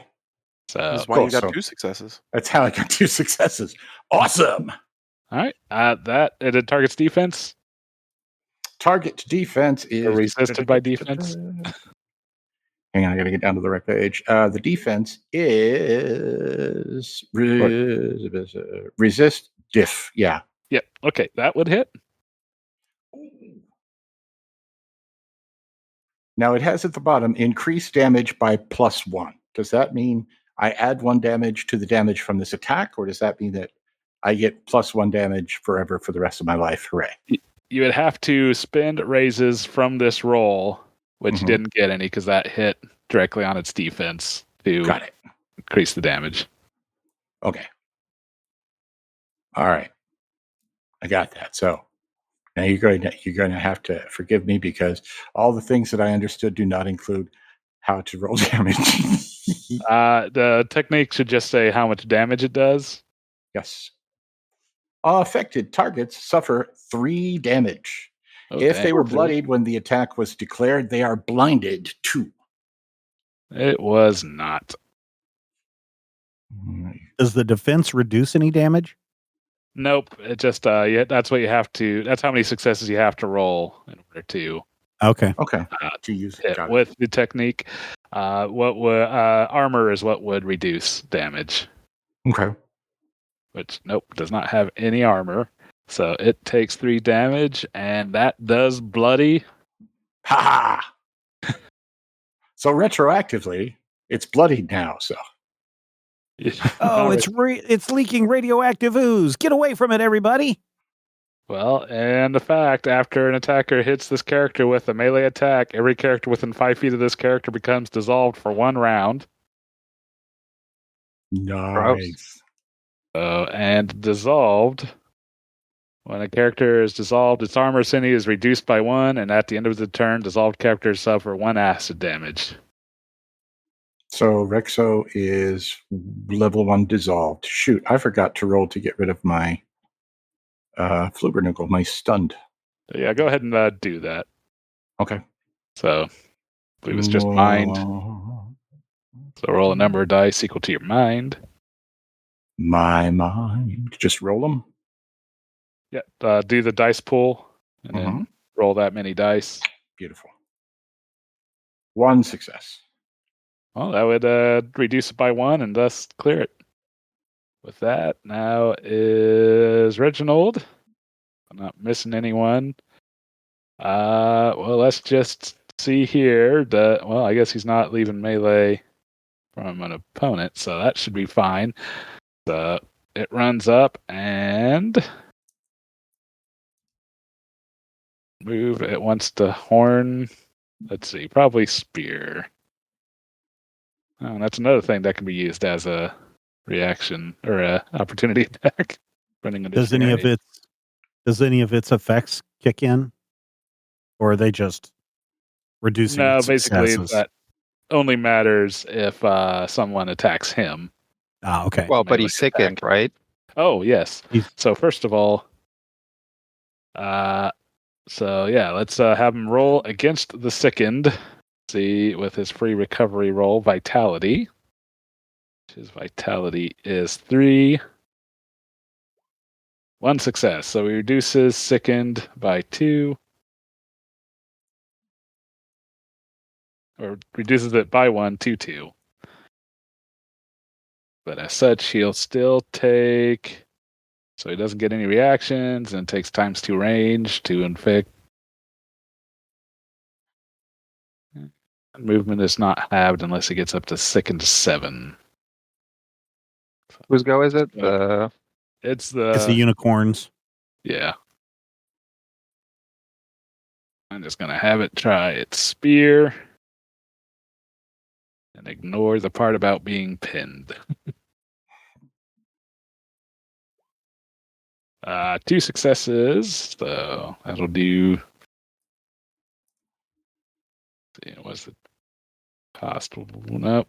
So it's just going to bump it 1. And that's going to be its turn. Ooh. It gets 1 less turn of electrified. We're back at the top. Snickers, go. All right. So I am poisoned. So I suffer 1 poison damage then? Well, first you can do a free recovery roll. Oh, okay. Because I thought that it... I thought at start of turn, any effects which occur at the start of the character's turn happen in this step. Yeah, the damage from damaging effects or damaging statuses don't go until like step 3 of the turn order. Okay, so let me generate rage then. So then I will generate 2 rage. And then that takes me up to 4. Then I will use my vitality. Yes, I will roll 2 dice. See if I can remove 0 successes. So I'm still poisoned. Okay. So now you would take the poison damage. All right. So then I will go down to 2 health. Oh no. Still bloodied. And Yeah, you only then suffer 1 poison damage. yeah, so I went from 3 to 2. Okay, just make it 2. All right. Because you hit me for 3 poison damage initially. Yeah, a status of 3 poisoned. So you're still at 3 poisoned, which means you only suffer 1 poison damage, ignoring armor, unless you have 7. Oh wait, a total of 7. Wait. So how much damage did I take? I thought okay. I took 3 damage. Yeah, you took 3 damage from the attack, and then you had the poisoned. Is it just poisoned 1 status? I think it was poison 1. Poison 2. It was poison 2. Sorry. Okay. Yeah. Oh, so I have 1 which poison. Only inflicts 1 point of damage, unless there but I still have to clear both of or them more off. poisoned. How do you guys add those numbers? When you're selecting the icon from the list, if you hover your mouse over it and then press the number, then it puts the number on it. Press the number key on your keyboard. Don't select. There you go. There we go. Okay. Yes. All right. So I'm down to 2 health, and now I can take an action. So I will go ahead and have Snickers bite that ball. Bite that ball. Bite that ball, Snickers. Bite it like your life depends on it, Snickers. And so I'm going to use my fang, which is 5 dice. For 0 successes. It gets a good chomp and it doesn't go. It does. He's so sickened about this. But I believe that so that was a standard action. And I think, let me look here. So if I command, so commands have to happen at the start of the turn? Yeah, technically they'd happen when the Wranglers do their turns, which happens before the monsters. Okay. Well, I do. I have a signature. I have my signature command, which is hide, which I can make Snickers hide from sight. I see. So you could do that effectively at the start of the next turn. Okay, that's fine. All right, so Snickers is pretty worthless right now. Yeah. And that's the end of well, let's see. Since he can move, I'm just going to move back 1, 2, 3, 4, 5, 6 and go into a defensive position. So you're moving away from he still has he can't do reaction, so you're good. Yeah. And so that would mean the knife monster. And the trainer's gonna still tell it to keep attacking that annoying turkey. Just keep trying until it succeeds, I guess. No. Yeah, it's gonna continue to do Fury Claws. Hey, there we are. 4 successes. What's your defense? 3? Yes, 3. 3. All right. Boo. Right, so it gets 1 rage, so we'll increase damage by 1. And target suffers, so then 2 damage and becomes bleeding 1. This character may move up to 5 feet and make another attack using this technique. Spinning rage is normal. Said 2 damage? Yes. And bleeding 1. One of these is like a drop of blood, right? Yeah. Do you remember where it is in this? Oh, and actually, after this character makes a successful attack with the claws technique, affected target becomes bleeding 1, so make that bleeding 2. And try it again, spending 2 rage. What was your defense? 2? My defense is 3. 3? Oh, okay. So it misses that time. All right. That'll be Claws got Daisy's too go. sappy. And now Buzz will go. So again, with Oh, his yeah. eyes on his prize, going to fly over. Try to continue bopping that ball. Don't forget, he's not focused on me.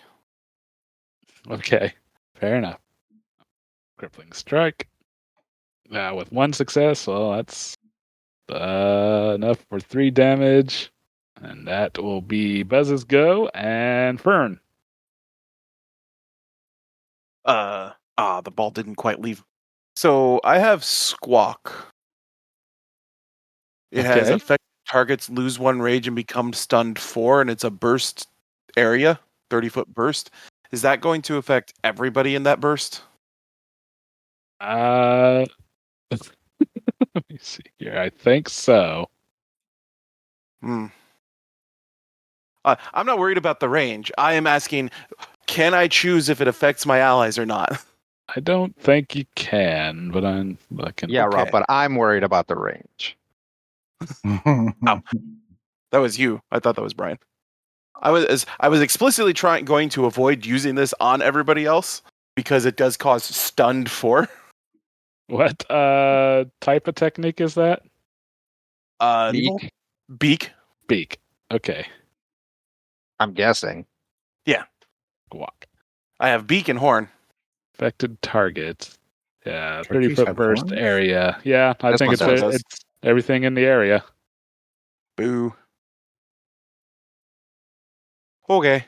Well, fair warning, guys. Try and get away from me. They like being annoyed by you. 30 feet is so far. Oh my god. On this particular map, yes. Again, I tried to keep the length of the field 60 feet so that we wouldn't Yeah, have to worry That's about fair. commands range. My movement is 25. Okay. Oh, by the way, I don't know if you guys know, but if you have like extra rage, you can spend rage to improve your dice pool on a technique. Oh, I think. Yeah. Oh, okay. none of that. I think you can choose a Oh, recovery do I roll need the to same save way. versus bleeding? Oh, yeah. Yeah, you'd want to do And that. how do I do that? You have to roll versus the attribute on that status, which Vitality. is vitality. And so each success would reduce the rank in that status by 1. So just normal dice pool of Yep. that. And whatever your vitality is the number of dice. My vitality is only 2. Okay, so what's bleed do? Bleed. You will suffer 1 damage ignoring armor if you don't clear it. If you have 7 or more ranks in bleed, you would suffer 2 damage. I did. I'm bloodied. Okay. There's not. I mean, we don't have a big HP pool right now. No. Which makes me want to do this. I'm gonna move here. All right. And I'm going to use forage. Okay. How much rage can we spend to increase dice pools? Is it 1 for 1 or 1 for 1. Yep. I will spend a rage to add 1 extra die. So Okay. I'll spend all the rage I got this turn.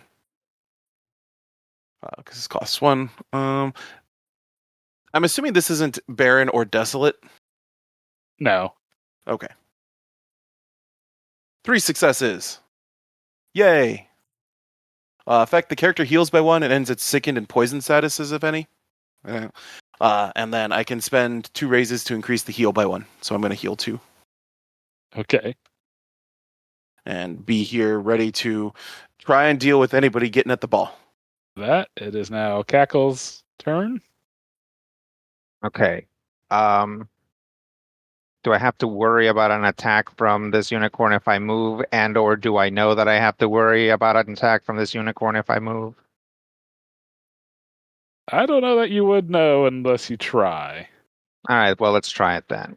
Okay. So what I would like to do is fly somewhat erratically towards the ball. So I would like to fly above Buzz and then basically end up on this side of the ball.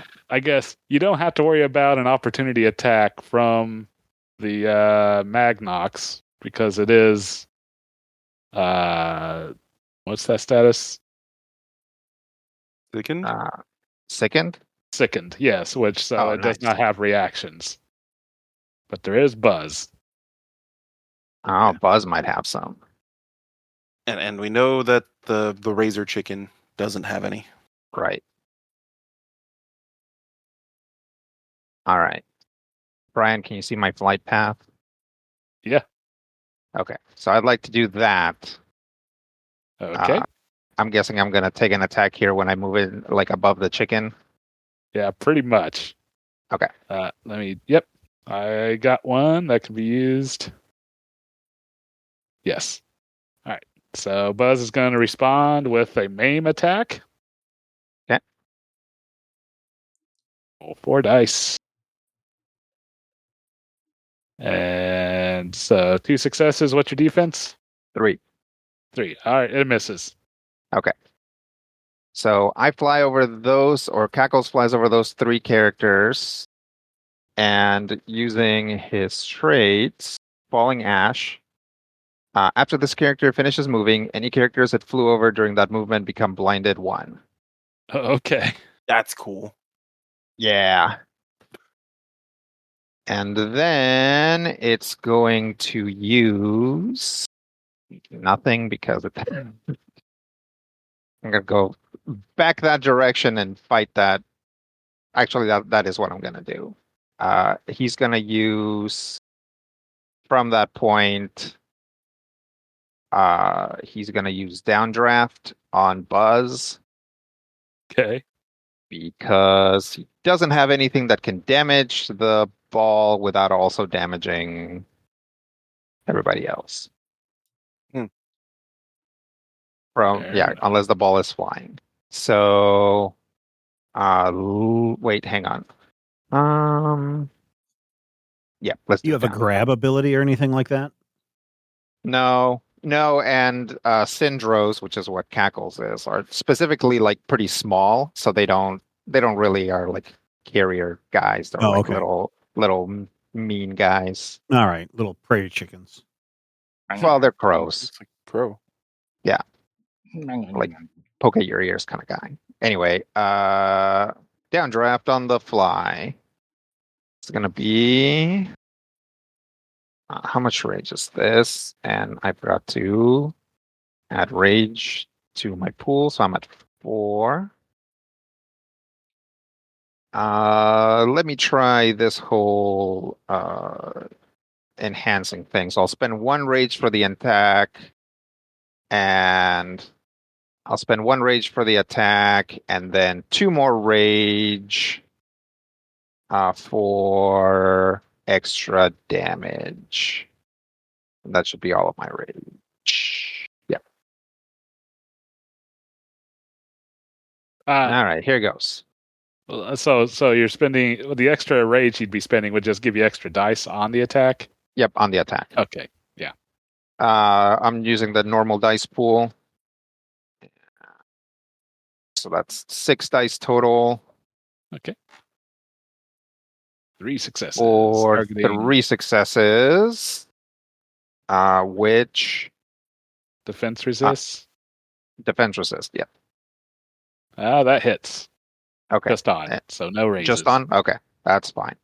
I'm glad I spent that rage after all. So this is gonna, if it's flying, it's gonna be pushed to the ground and suffer 1 damage plus any falling damage, which I'm guessing it wasn't flying like super high.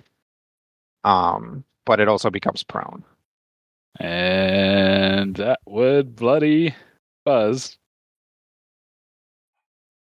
Okay, that's my turn. Okay. Next is Blobbert.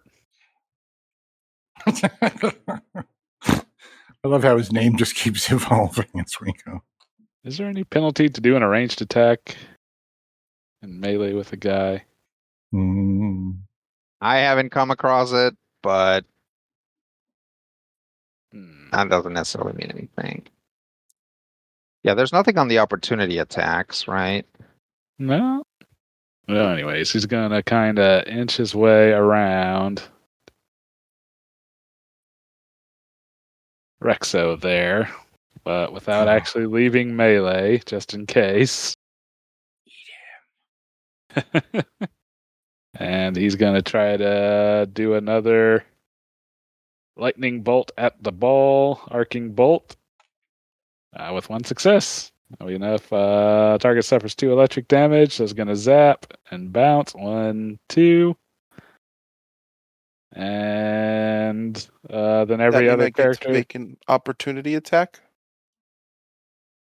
It wasn't going into your space. He was leaving it. No, it was leaving a thread in space. It wasn't like the opportunity attack on the ball is if they try to move the ball through you. Yeah. Oh, okay. I misunderstood that earlier. Apologies. So I have a power that is a reaction. Does that Okay, have to be used during my turn? It just says as a reaction. what's the trigger? Yeah, what can it do? It says overexertion. As a reaction, this character can suffer 1 damage, ignoring armor, to magically generate 2 rage.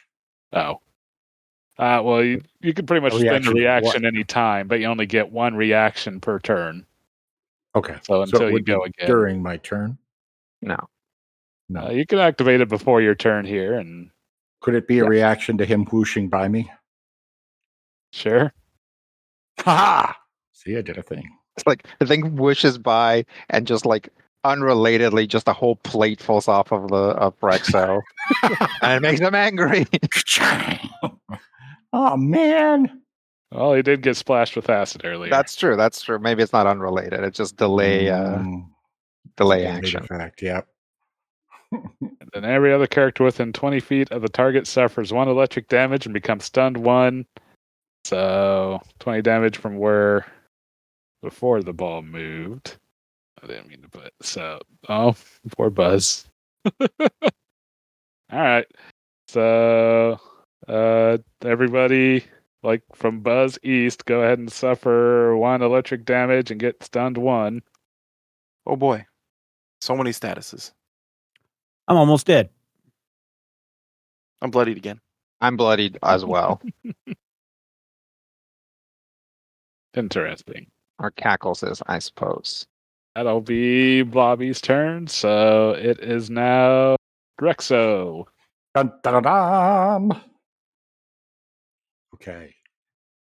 There's a blob, and it was a bloody blob. Is that correct?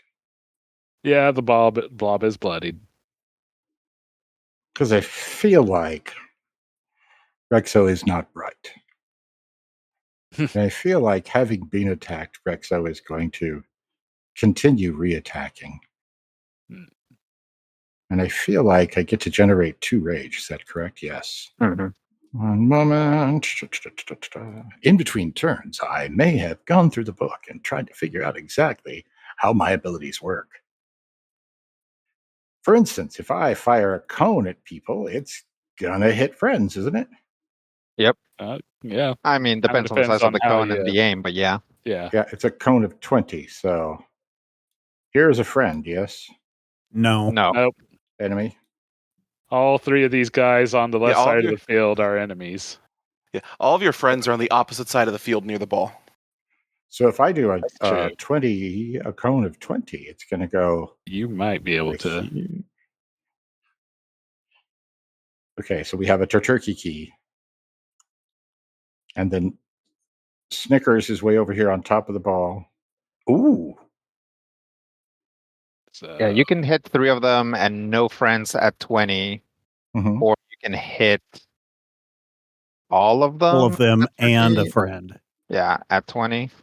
Assuming Brian is yeah, I'd say that hits. I mean, it's up to Brian, but yeah. I would say that would not quite hit. I'm saying it pretty much has to mostly cover the character. Okay. Just clip the square. Okay, So would that I not hit the definitely- chicken either? I mean, if you did there, he could hit. No, go on 20. Not that. That would hit Fernkey there if he did that. Mm-hmm. Yeah. But he could But do if I did that, I could do that. He could hit the 3 and not the sheep monster thingy. And are any of them bloodied? I can't really see the bloody symbols. Yeah, I didn't put a bloody symbol. That's true. The fly is bloodied and the blob is bloodied. The fly. Ooh, I remember the fly. I didn't like the fly. So back in the old Void Saga days, I Mhm. like to use that big red Just dot the for red bloodied. Nice. There. Bloody. There you go. So I can get the battery, the fly, and the wolf in sheep's clothing. And I think I would like to try that. Okay. Okay. I'm going to throw a cone at them, and it's going to be a cone. Now, here is my question. Rodrigo was able to put rage into additional dice in the pool, yeah? Yeah, so after you spend a dice for the technique, you can spend any additional rage to increase the number of dice you roll for that technique on a 1-for-1 basis. And so my rank in this is 2, which means I'm going to have to spend the 2 dice. Or I got to have to spend 2 rank and rage are 2 different things. Okay, so my rage is 1. Got it. The rank is what controls my damage. Got it. So if I have 4 rage, and this one costs 1, I could literally add 3 dice to the pool. Did you not attack last time? How did you build up 4 rage? When he buzzed me and I asked if I could use my reaction, and Brian said yes, that reaction gave me 2 rage. Oh, okay. One hit point. Okay, cool. Yeah. So basically, Rexo has a tiny bit of a malfunction, and something fell off, basically. And so now I have 4. So I could theoretically attack these 3 with a pool of 8, yeah? What's the move? Okay, so here's the deal. What's the Fire technique? burst? Fire burst. Fire burst is the technique. It's an energy, which means 3 plus 2, so 5. It costs 1 rage. I have 4 rage. If I use the other 3 rage, does that give me 3 more dice in the pool? Yeah, that'd give you 3 more dice if you spend all that rage. So that would give me 8 dice in the pool. And I could attack, and I could be like, roar, arg, biggest thing on the field, rarg, whatever. You know how it goes. So I'd like to try that. Because, I mean, what's the worst that could happen? Oh, I know. 4 successes? Oh, dang. Okay, and what's this target? What resists? I think all of my resistances, are defense. Are So all it's a defense? 20-foot cone, resist DF. Okay. And basically just flame comes. So you hit with 3 raises on the unicorn. On Blobby. Let's see. 2 raises, hit with 2 raise, and with Buzz, it's a hit with 1 raise. Okay. So if I have 2 different raises that cost 1 arrow up, do I get to choose which, or is it you get the first one and then you also get the second one? Now you get to choose how you spend. Okay. And you can spend. Yeah. So if you get more than 1 raise, you can split them up. You can double up.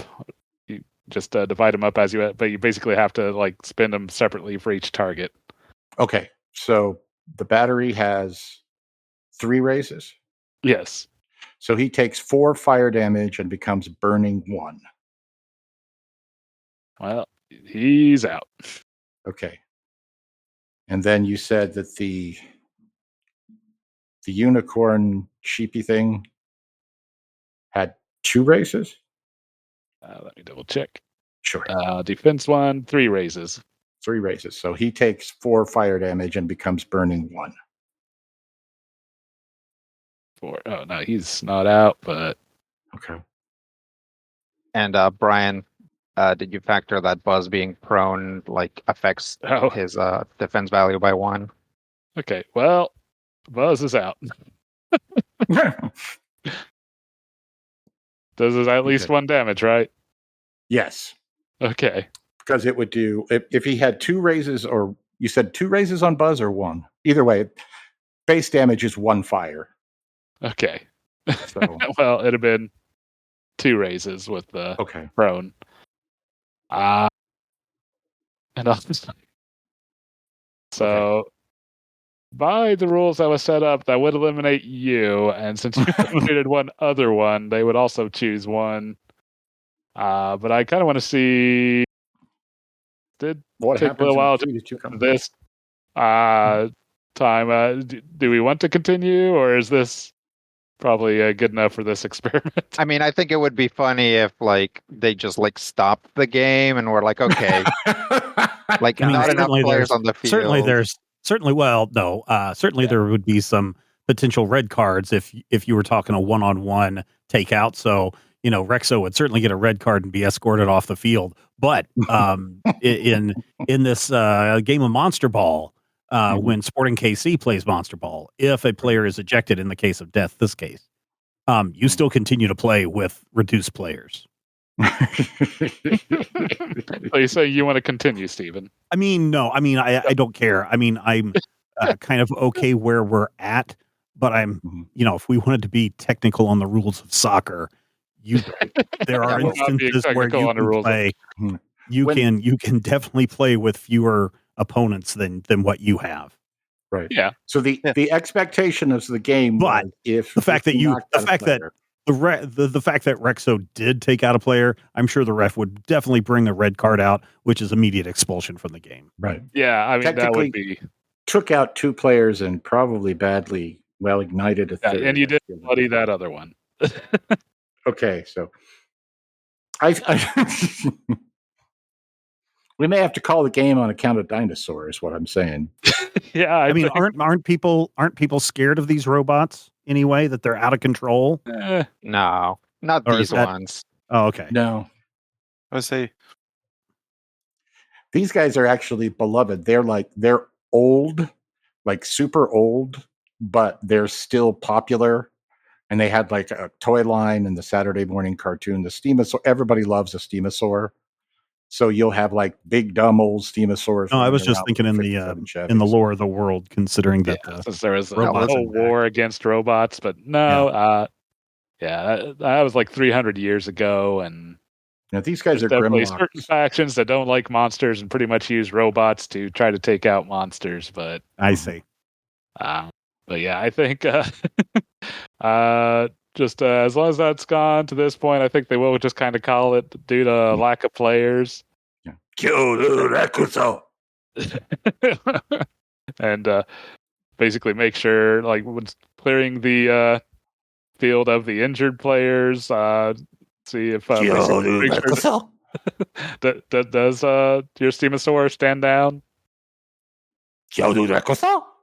Yeah. Stand down there. Hold on. No. Okay. Yes. Relax. And he just kind of sits down in the middle of the pitch. Okay.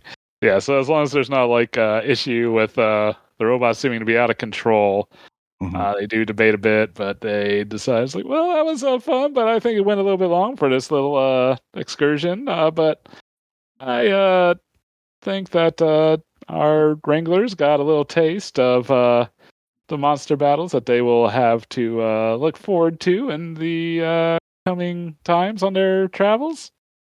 But I think we'll go ahead and call it there and save longer games for other times. Snickers, you did great. You are definitely the Sigma player. And I give Snickers a big hug and stick him in my backpack. And that, my friends, is an example of the kind of excellence you can expect from battling Rexo in any and every competition. The apex predator. Sort of. Mostly. Okay. Dude, we already won. STFU. I still don't know what you mean. Ugh, this And, guy has no riz. He pokes Narcissus in the ribs. This guy has no riz. Oh yeah, he doesn't. Hey, is that police officer your father? No, not at all. Ugh, yuck. Oh, do I take it then that you're some sort of miscreant? I mean, no. 'Cause I'm on the lookout for a henchman, you see. No. And your Well- wrangling skills are certainly impressive. I mean, I've been doing this since was 4 years old. No, 6 years old. I've been on my own, so yeah. Maybe we could hook up later. Yeah. But your proposal is a bit sus. Yes, very sauce. Sauce all over it. Return cackles.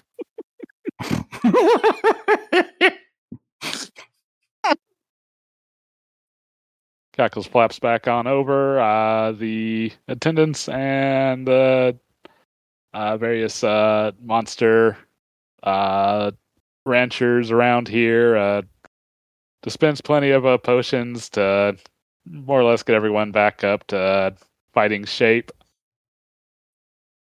And largely also give you all like a week's worth of feed for your monsters and all. And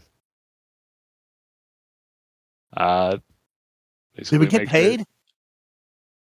You get free feed. We make sure everyone has proper traveling and camping gear. But no, what are they called? Ons? But no ons?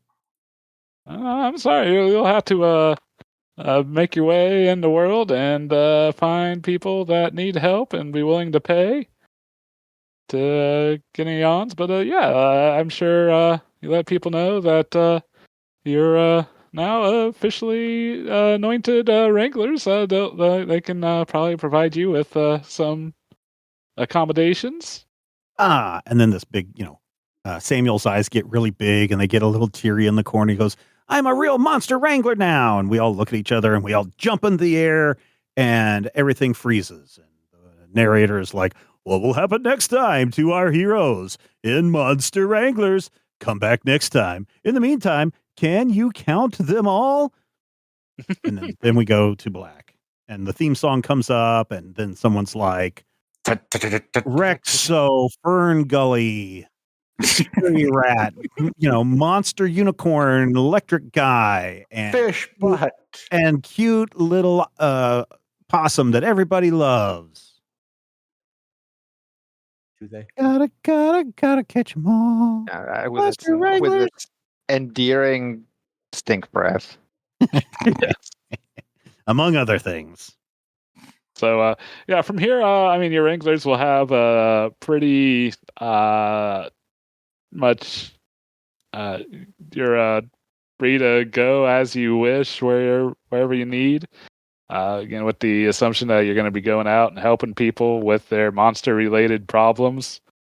Do y'all have any idea of what kind of things you'd be specifically wanting to look for? Many adults would probably be willing to point you in the right direction to kind of help you get where you'd like to go.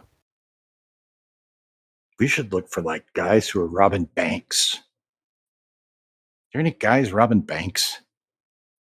There's people around that do crimes using monsters. You should probably leave that kind of thing to the authorities, but barring not any being available, you could maybe try to pacify the situation until ones are able to show up. I bet there's a town that's being plagued by monsters that are just horrible, and they're willing to pay good money for us to clean those monsters out. Yes, sticking to the wilds does seem like a good idea. There's all sorts of towns that have issues with local wildlife. Here, let me see some reports. Yeah, I there's one that seems to be in the foothills of the mountains here to the northeast. I can show you the route here. Oh, All right. cool. Yeah. Just like I say, you guys should be able to get there with the provisions we'll give you, and just careful on your travels. And when you get there, let them know, and they'll let you know what help they need. Far out. Thanks, man. This is super skibbity. Yeah, give it the end. All right, guys, let's get on our bikes and ride. Oh, we're still 2 towns away from unlocking the bicycle. Oh, really? Because I've got a bicycle. Yeah, we have to. Also, the money counter Right. caps out at like 9999 ons, and it costs one more than that to buy a bicycle. Yep. Yeah. But if you help the police with the break-in, you'll get a voucher. Yes, I'd just ride a dinosaur. that's true. Hmm. You got a dino to ride. Dino Riders! I'm gonna guess that like all the kids whose animals got blasted by the Stegosaurus don't want to come along. Yeah, like I say, there's the one punk girl that seems to just kind of stare daggers at Rob's character the whole time. Little girl, she seems kind of interested, but she seems particularly leery of your character, Rodrigo, most of Right. all. So she doesn't necessarily seem to want to travel with the rest of these guys. And in fact, none of these others seem to really interested in grouping up all that much. But so they all kind of just scatter off their own ways. Seriously, you guys don't have bicycles? I ride a dinosaur. All right, one of you can ride on my handlebars. Let's go. Excellent. Huh. Onwards, Gopher.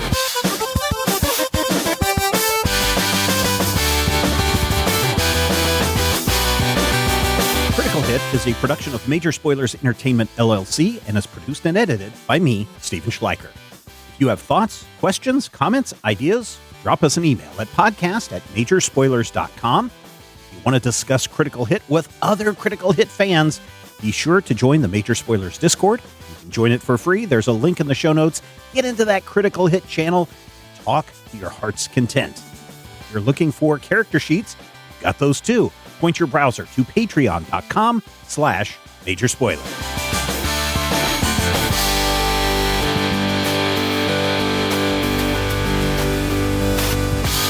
This podcast is copyright 2025 by Major Spoilers Entertainment, LLC.